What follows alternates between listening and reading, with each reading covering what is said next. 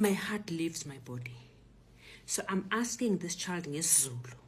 But you know, labantwana be-ice cream, bacabanga ngesingisi. I ask her ngesiZulu ngiphendula nge-English. So ngiyambuza ngithi kuye, awugqokanga, unqunu? Yes, they took my clothes off. They said they're going to rape me. And they answer. They obviously heard what she's saying. They say, we all have full-blown AIDS. When you hear her screaming, you must know that she's infected. My daughter says, Mother, I won't traumatize you. I won't scream.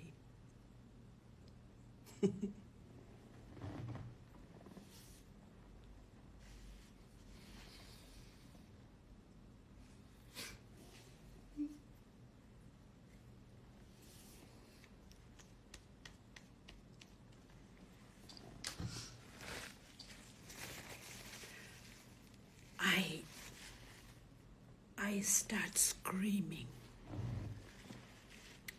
All along, I was obedient. I was doing everything they want.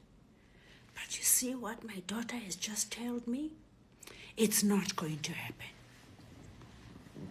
The things that are so tight that I can't shift, I can't do anything. So, I'm thinking, I'm trying to think fast. What do I do? Let me offer them jewelry. I say to this guy, did you see my Rolex? I have a gold Rolex on my drawer. And a Rolex? It is. I have a gold Rolex.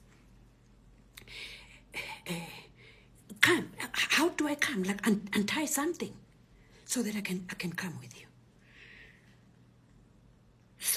So as ngisho kanjalo and they're following me, I say to my daughter, go. And I show them little bits of this, and it was so funny. They find my cufflinks and they say, what is this for? It's to tie my shirt. To tie your shirt? How? So I show them. They take it. And as they are taking, I'm thinking, this won't last. When they finish taking everything, they'll still go back to my daughter. And I start screaming on top of my voice. Now, the one thing I didn't mention in previous videos is that whilst we are going through all of this, I am mourning the death of my older daughter, who was brutally murdered. So, I don't know what to do. In all this time, I was praying. I was praying that they finish and go. You know, the Bible verse says, God knows how many hairs you have in your head. He knows your needs before you speak. So I don't need to tell God, let these people go. He knows what I need. I'm just saying, God, I thank you for letting these people finish and go. I leave God aside. I call my daughter. Mackenzie! I'm screaming on top of my voice. I call my daughter and I say, you know I can handle abuse, but your sister will not manage this. I am talking on top of my voice. I'm screaming. I'm calling her sister. I say, come in. I say, come in. I didn't know what else to do. They all rush. Where is she? Where is she? My daughter is calm, I told you. She says, who? They say, the person she's talking about. Who is she? He says, it's my sister. Where is she? She's dead. Huh? Yeah, she's dead. Your mother speaks to dead people? My daughter says, and they respond when she talks to them. You have never seen people vanish out of my house so quickly. 2 minutes, they were gone. The boss comes back. He looks me in the face. He says to me, I'm sorry, my sister. his eyes were so honest at this moment. When he said that, I actually received it. He said, I'm sorry. He said, I'm at work. I also have to feed my children. He said, this is a job I needed to be able to feed my children. He says, I'm very sorry I did this to you. He says, is there anything I can do? Maybe phone somebody to come and help you when we leave. I say, no, you can untie me. Just loosen my hands so that I can go find scissors and help myself. I still have a wound. You won't see it now, but the day you meet with me, you'll see it on the side. He yanks this thing open. No, it didn't open it, but it loosened it. But he yanks it and it goes straight into my bone. He yanks it open. He says, I'm sorry, my sister. I say, no problem. I know you won't believe me. But when he said sorry, I received it and I forgave him. He told me he's employed. He told me he needs to feed his children. I said, it's okay. In no time, so start the motor, boom. So, in bathroom, I take scissors, I cut myself, I cut these things, I cut my daughter. When I go to my study, I notice a long person, a man, lying on my floor. And I'm thinking they killed somebody. Because I didn't see this body before. But what had happened was, when my gate was open, they had put, because at the gate we have the guard house with a bathroom. So they had taken my guard and kept him there, put his head in the toilet. When I came, they lifted the head and they said, who is this? Is this the mother or the daughter? And he obviously said it's the mother. And then they phoned the house to say the mother is coming, and then they put the head down. When my daughter came in, they then took him to the house tied and then put him in my study. So I look at this and I say, it's my security. So he's tied, he can't speak. So we tremble, we take the phone, they've taken my computers, everything, we look for the phone, we phone the police, or we press the alarm or something, I don't remember how we called the police. The police arrived not so long from there. They take statements, they do everything. But I am injured. Thank God they didn't touch my daughter. They didn't even clap her. They didn't hurt her. They didn't do anything to her.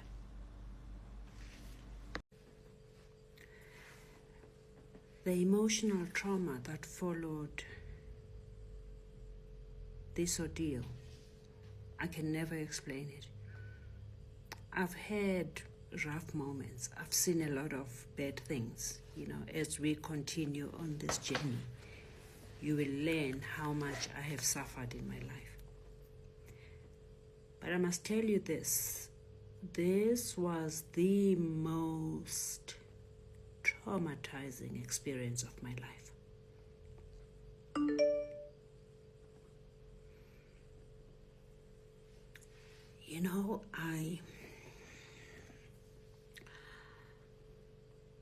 I couldn't sleep. I couldn't think. Even when there's lightning outside, I used to jump out of my bed and think there were people there. I just couldn't breathe. I couldn't breathe. And as I'm busy processing this, I get an urgent application from Standard Bank. I don't even remember what they're applying for. Rulnisi or something. I don't remember what they were applying for. I get an urgent application. You must remember, you don't just show up in court. You need to respond to the papers. My head is not working. I try and do the papers. I go and file and save. But I am traumatized. And my biggest fear is what's going to happen a day before this hearing. I call the movers. I say, pack everything. Pack everything. Pack my house off. I moved to a hotel.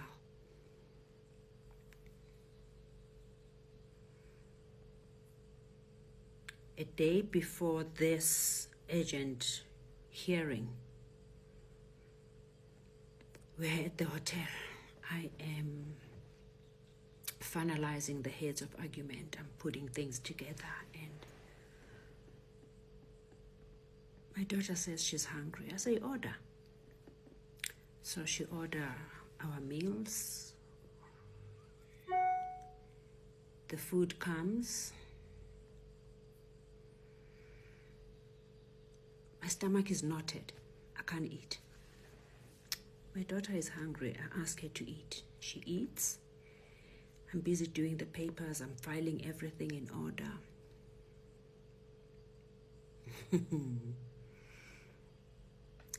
I don't remember what I called her for. Make me tea or something. I don't remember what I asked for. The child is not answering. My daughter is very respectful. I don't remember what I asked for. She's not answering. I call her. She's not answering. I stand up. Now I'm going to bunyelele pants. Umanzi nte kuphuma phambili nasemuva. Amehla wekho kumhlophe. Yey. Nyamvusa lo mntwana akangizwa.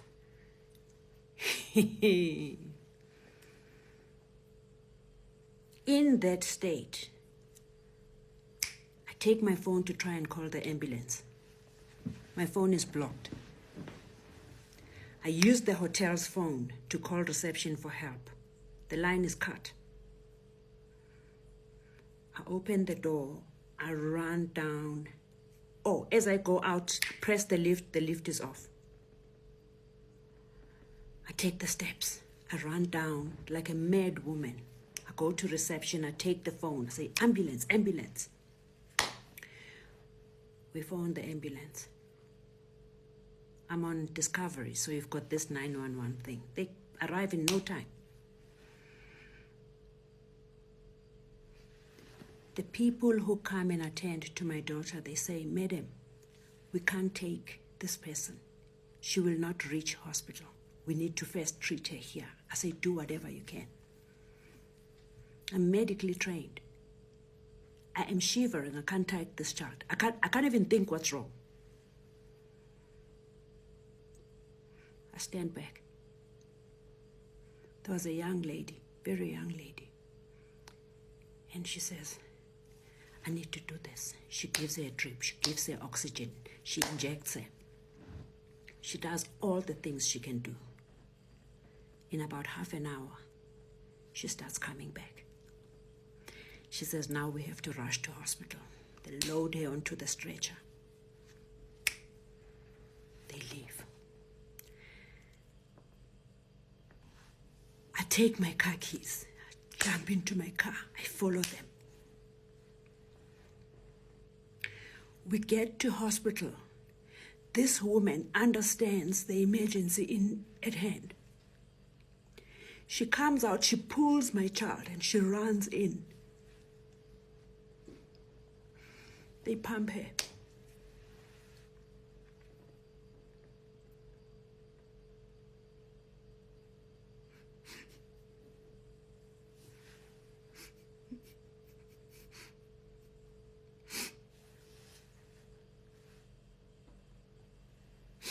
I go back to the hotel in the morning.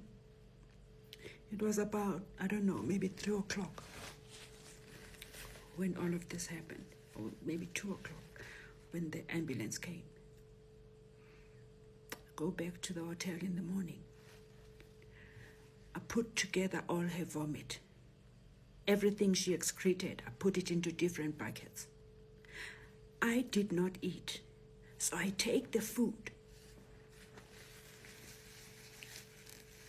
that I didn't eat, and I take all the waste that I collected.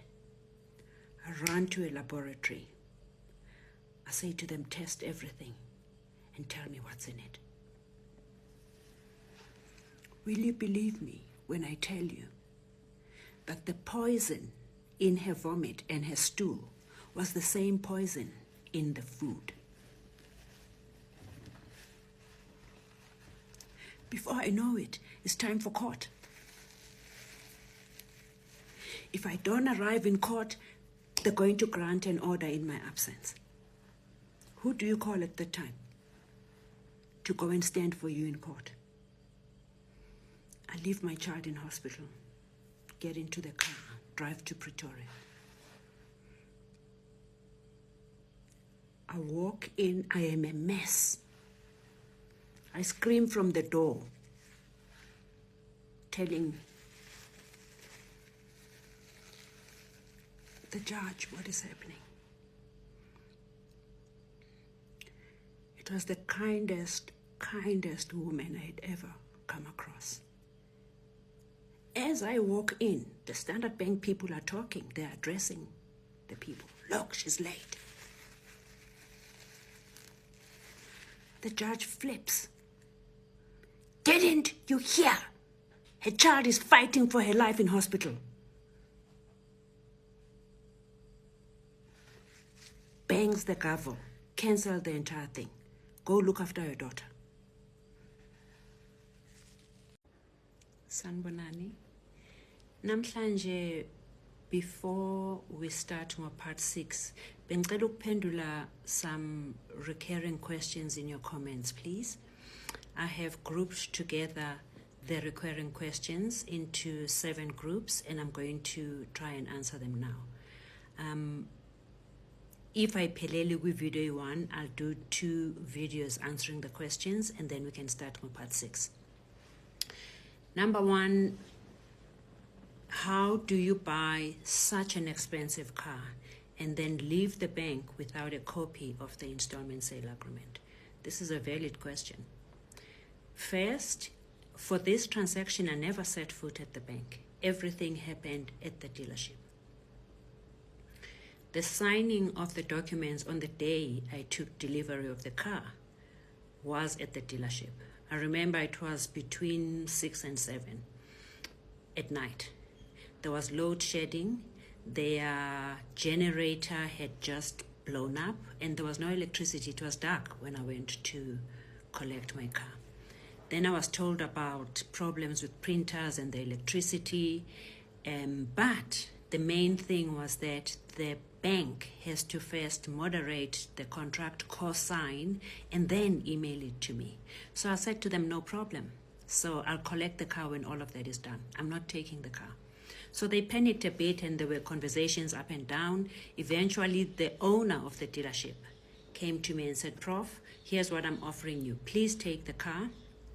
I'm writing you a letter on my letterhead. I will personally sign it, and I will explain that the installment sale agreement is in process. The bank has to co-sign and moderate it, and the fact that you bought the car from us. So everything is in order. And for me, that letter was sufficient. So I took the letter, and that letter went a long way to defend me in court. Second question was regarding the default and summary judgment. I think there was a confusion there. What happens is if you default at a bank, they then apply for default judgment. If you defend that default judgment, then the bank comes back and upgrades it into summary judgment. By the time you get a court date, you're going to argue summary judgment in court. My gripe was exactly that. I was sitting in court to go and argue against the summary judgment. But the bank was unethical. They went behind my bank to chambers to find an acting judge to grant an order wrongfully. That is exactly my gripe. And this ended up at the Judicial Service Commission. It's a matter that we are discussing later in the process.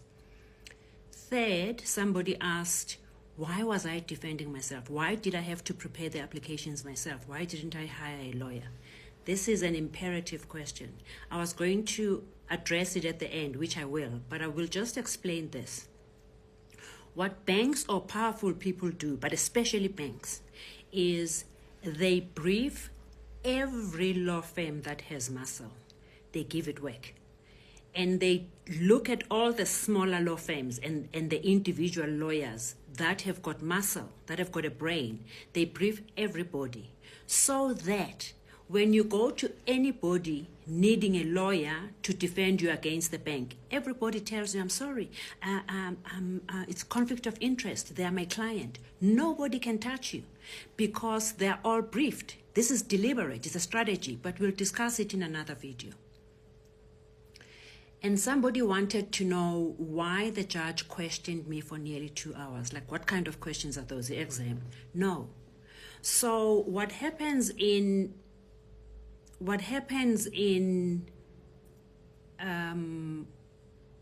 agent court, the judge has not had the benefit of time to read the papers. So everything the judge has to know has to come from you. Mina, I am obsessed with my documents. Just so you know, I got a merit award for my law of evidence. I am obsessed with documentation. I keep everything. So everything I was saying, I was producing a paper.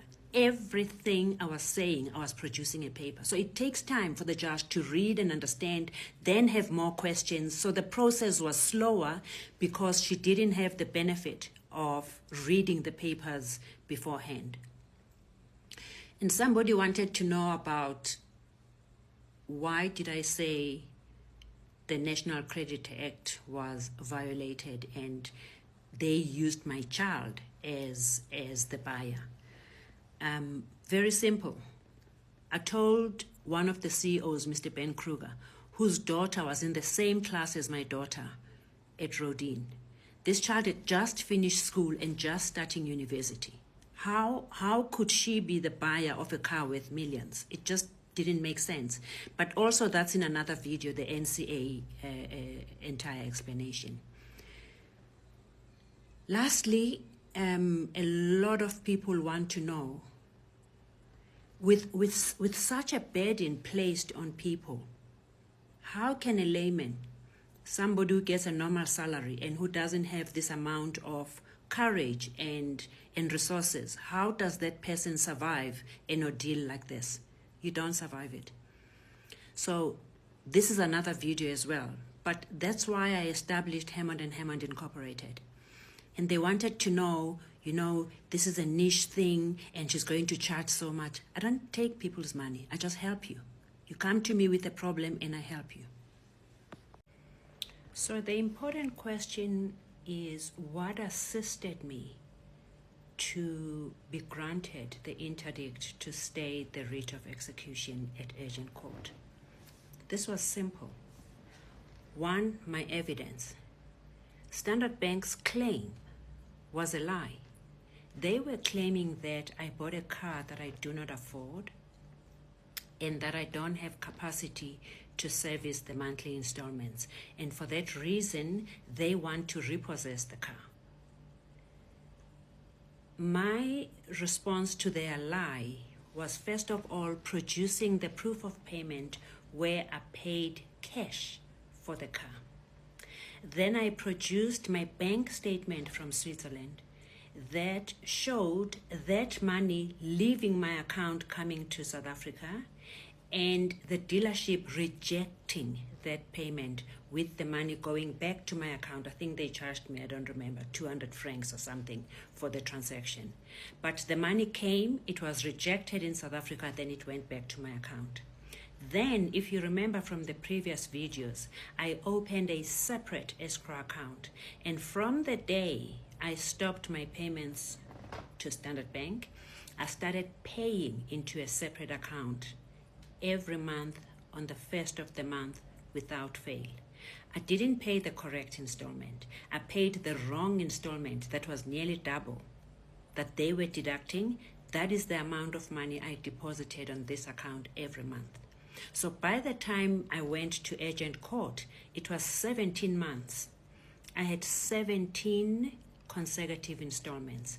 That morning, I went to the bank first, printed a statement, and I got the bank to put a date stamp on it to show that I've just printed a statement, and it shows that on the first of every month consecutively, I've never missed an installment. Here's the balance. I positive balance of 17 installments to prove that the money is there. I'm withholding it because I'm forcing Standard Bank to perform. So I'm withholding my performance. It's got nothing to do with affordability. Secondly, I showed the judge my letter of demand saying to Standard Bank, giving them enough time. I gave them 3 months, by the way. I said, I'm giving you 3 months before I stop the payment to produce my installment sale agreement. In law, that is a very reasonable period. So I gave them the reasonable time to give me the installment sale agreement, and they refused. So I showed that. Then I showed the letter from the owner of the dealership that proved why I didn't take a copy of the installment sale agreement on the day I collected the car. Then I showed all the 12 emails to Standard Bank and their rejection. Then I showed email communication between myself and the dealer with the correct details of the year, the engine numbers. There was a lot of communication by email that they didn't know it's going to assist me in court, but I had printed everything. Then I showed the fraud case number from Sentin to show that I've reported the fraud. I then showed a report from the PI that showed that we are being tested by an independent handwriting expert. Then, importantly, was to show the judge that the order, the default or summary judgment order that was granted against me was done unethically, and it was a wrongful order. I was defending the motion, and I attended court. I was in court the entire day when Standard Bank unethically went behind my back to go and find an acting judge at Chambers to grant an order as though I was not defending it. That was the issue. So the judge then said, we have to give you time to rescind this judgment. Your evidence is sufficient to show that you are being wronged. So that's how I got the order. There's a last comment that is recurring on every platform, where especially younger people, even middle-aged people who are saying, I'm going back to school. I'm going to do a special video about that because I cannot tell you how important it is.